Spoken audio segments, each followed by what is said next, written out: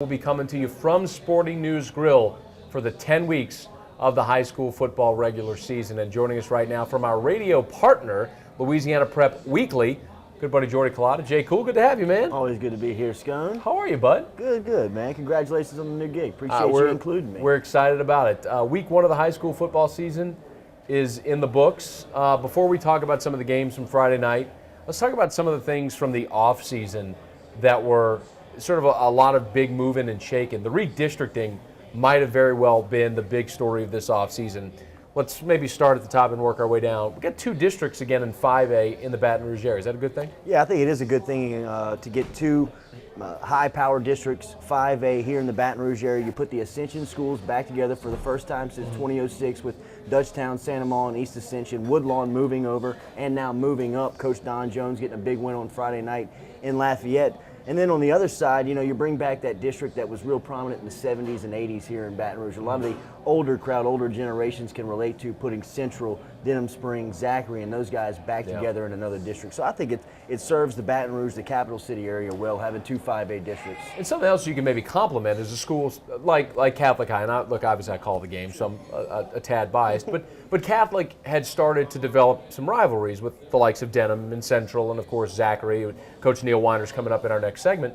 But Catholic went and scheduled those schools, so you maintain some of those rivalries. Zachary scheduled Dutchtown, so we see some of those games as well. Yeah, you get a chance to bring people across town. You're staying here in the local area. It builds up some rivalry, like you talk about, and these schools getting to play each other. It's just good for the community. What about the feeling that with the old district, with the Ascension schools playing the River Parish schools, there was a sort of some believers that expanded the feel of the Baton Rouge district, almost made one long Baton Rouge, almost New Orleans district, and you're kind of shrinking things. You buy into that at all?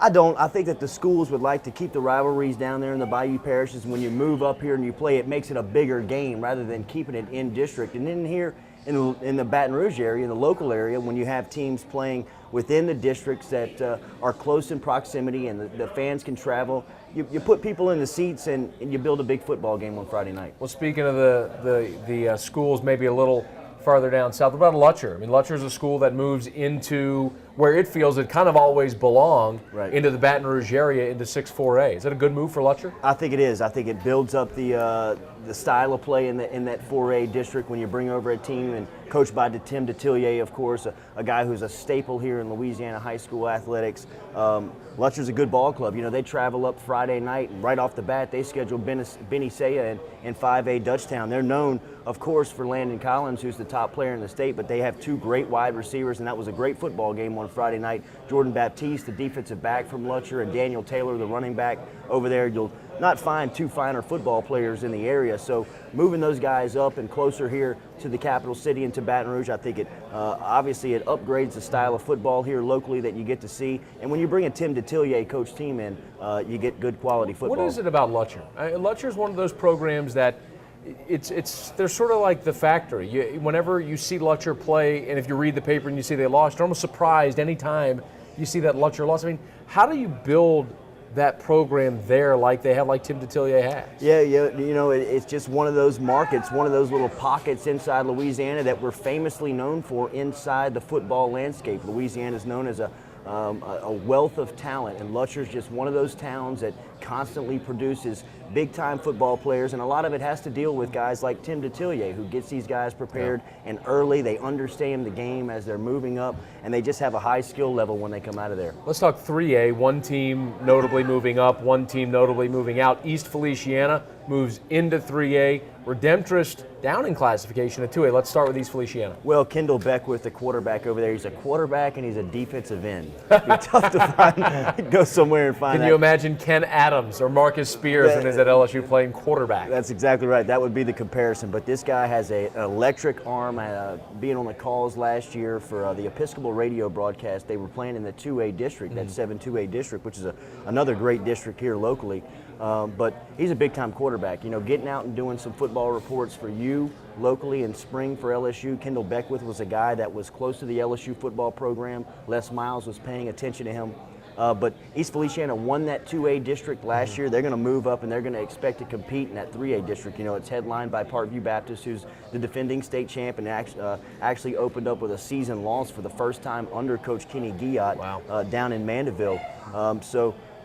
East Feliciana is a team that's going to move up, and they're going to expect to compete immediately. You talked about 7-2A. Redemptorist moves from 3A down into 7-2A. Now, that's a team that was in the state quarterfinals last year, lost to Patterson. They lose Lyle Collins. They lose Jeremy Hill. What does Redemptorist have moving down? Well, you know, Aaron Weiss comes over. He's a first-year head coach taking the place of Guy Mastretta, who moved on to Dunham. And he's got his hands full. From a numbers standpoint, they've obviously moved down in the district. You see that. That's the obvious. But they lost a lot of talent last year when you lose 27 seniors. Of course, it's headlined by Lyle Collins and Jeremy Hill, who were two All-Americans. But they're they're used to success over there at Redemptorist. It's been a 10-year run where they've reeled off three state championships, and they expect to compete every year. Now, moving down with the numbers, Coach Weiss has just got to get the culture rebuilt over there. He's got to get guys to believe in. And on our prep show, you know, Cade Watson and I talk on Thursday nights on ESPN Radio that Coach Weiss is the right guy for the job. He's an alumni. He's been there. He was there when it was successful. And you got to get the morale back, and you got to get the kids to buy in. And I think Coach Weiss will do that. He had a rough start against Scotlandville on Friday night with a big time loss, 60-0. But you know, you got to go through that type of adversity to create that culture that we talk about. Yeah, well, you talked about the state championships, a 4A state title for Redemptorist, a couple of 3A state titles. They'll try their hand in 2A, although, of course, you're going to face the likes of Evangel and John Curtis if you get to that degree. You mentioned Aaron Weiss. Let's talk about some of the new coaches in the Baton Rouge area.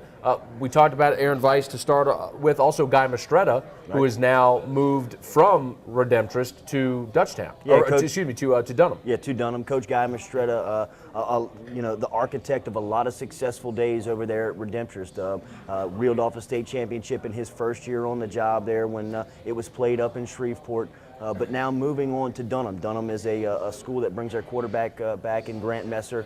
He got a big win, 21-19 Friday night in his first debut performance. Coach Mastretta did on Friday night over Christian Life. But you know, he's a defensive-minded guy. He's going to bring a real tough culture over there. And the guy who's hosting our post-game show with us on Prep Preview or Prep Scoreboard is Todd Black, who was actually his offensive coordinator at Redemptorist over the past couple of years. So you really get an inside look at the type of program Coach Mastretta is going to run over there. We had him as a guest on Friday night, and those guys were talking about the culture that he's implementing. A defensive-minded approach first. They're going to be tough on the other side of the ball. They'll be disciplined. And that's how his teams have played over the past couple of years. So expect that type of look over at Dunham now. Remind people where they can catch Louisiana Prep Weekly and Louisiana Prep Scoreboard. 104.5 ESPN in Baton Rouge. On Thursdays, we'll follow After Further Review with Matt Moscona. Cade Watson and I will go 6 to 8. And then from 6 o'clock to 6:45, leading into Catholic High football, Cade will have the Louisiana Prep Preview Show where you have the famous stadium crawl segment. You won't be able to find that in any type of high school segment, guaranteed locally. And then 15 minutes after you guys go off the air at Catholic High football, we take over for the Prep Scoreboard. So you want scores from all across the state, 104.5 FM, ESPN Radio, Baton Rouge. We'll have you covered for Louisiana Prep Scoreboard. One more coaching change, then we'll talk about what happened in week one and what to look forward to for week two.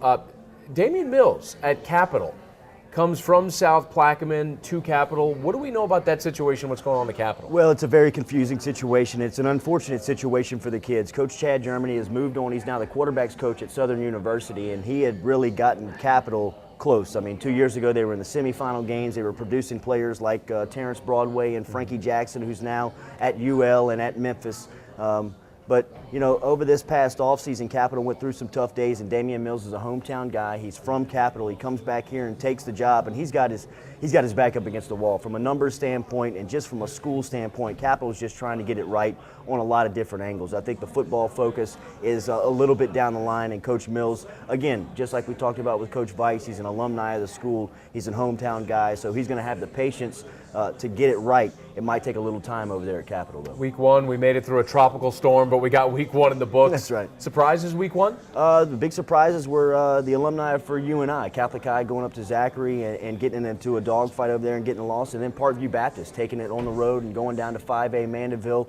Coach Guy LeCompte over there, who's been at Salmon over the past couple of years, coming in and doing a great job with Mandeville. I know Catholic High will face Mandeville this Friday You're not making night. me feel good about this. I need the Bears to get on the board, right? That's right. Well, you know, Parkview this offseason had a tough one. They lost their quarterback in a non-football injury, and then their big Brandon Johnson, their 3-year starter at fullback, goes down a week before the season with a torn ACL. He'll be out for the rest of the season. You know, Parkview's a team that's known for how it can reload. Let's see how they can react with losing 2 guys like that just a week before the season. So Catholic and Parkview do play later on in the season over at Parkview. We're going to have a thumb war. What are we going to do on that? Well, we've been talking around the halls at 104.5 ESPN what the wager's going to be. Yeah, so we'll let them know somewhere down the I didn't line. like seeing Catholic go down in week 1, but the fact that I saw Parkview go down as well, maybe I'm resting a little Numbs easier the pain a little about that bit. one. Let's not look too far in advance. Let's look to this Friday and this weekend.